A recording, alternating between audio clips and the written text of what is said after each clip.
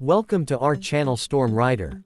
In May 2025, during a sharp escalation in Indo-Pak tensions, India launched a major military air operation called Operation Sindoor, targeting terror camps and strategic positions across the line of control and deeper into Pakistan-occupied Kashmir. This operation involved the use of India's frontline fighter aircraft, including the French-made Dassault Rafale jets, Mirage 2000s, and Su-30 MKs. The strikes were said to be highly precise and were reportedly guided by advanced surveillance and satellite data. India stated that it struck key launch pads of terror groups responsible for recent attacks in Kashmir. These operations, claimed to be swift and surgical, were aimed at eliminating militant infrastructure without causing civilian casualties. According to Indian military sources, all aircraft involved in the mission returned safely to their respective bases.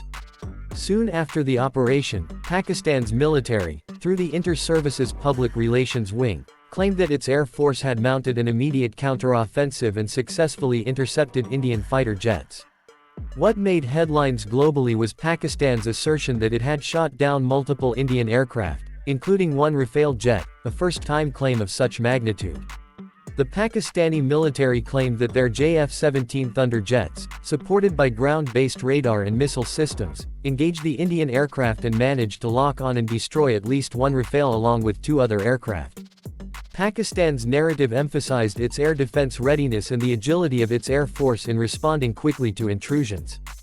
Footage and images began circulating on Pakistani media supposedly showing downed aircraft wreckage in remote mountainous areas near the line of control. Pakistani news channels showed anchors celebrating what they called a turning point in air combat dynamics in South Asia. However, the authenticity of these claims came under immediate scrutiny. Defense analysts and independent fact-checkers started to analyze the imagery and footage released by Pakistani media. Many of the visuals were found to be either recycled from older crash sites or taken from unrelated incidents, including crashes that had previously occurred in Indian airspace years earlier. Some of the video clips were even traced to aviation games or CGI simulations. No verified real-time satellite images or global monitoring systems detected any crash or explosion that could confirm the loss of a Rafale. India outright denied that any aircraft had been lost in the operation. The Indian Air Force issued a statement asserting that all jets had returned to base without damage and dismissed Pakistan's claims as propaganda. Indian defense experts presented radar and flight telemetry data showing safe return paths for the aircraft involved, although this data was not publicly released to avoid revealing strategic operational details. The importance of the Rafale jet in this narrative cannot be overstated.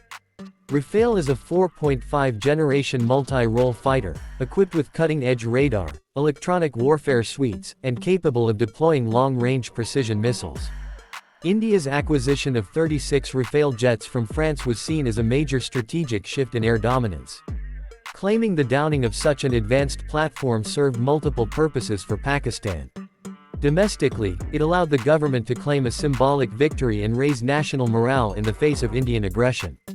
Internationally, it attempted to undermine the notion of Indian air superiority. It also served to promote the capabilities of the JF-17 Thunder, a jointly developed fighter with China, as being comparable to the Rafale in combat performance. The claim sparked renewed debate among military analysts on the actual capabilities of the JF-17 and the Rafale in a real dogfight or intercept scenario, though no credible combat data has validated such an engagement in this instance. As India kept a low media profile, choosing not to escalate the information war, Pakistan continued to assert its version through press conferences, patriotic messaging, and online campaigns.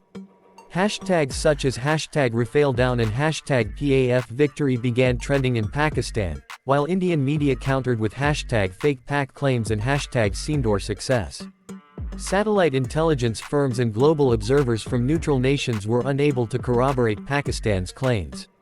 International news outlets such as BBC, Al Jazeera, and Reuters reported the claims cautiously, often highlighting the lack of independent verification and the disputed nature of the evidence. France, the manufacturer of the Rafale jets, did not issue any statement confirming or denying the incident, likely to avoid getting entangled in regional tensions.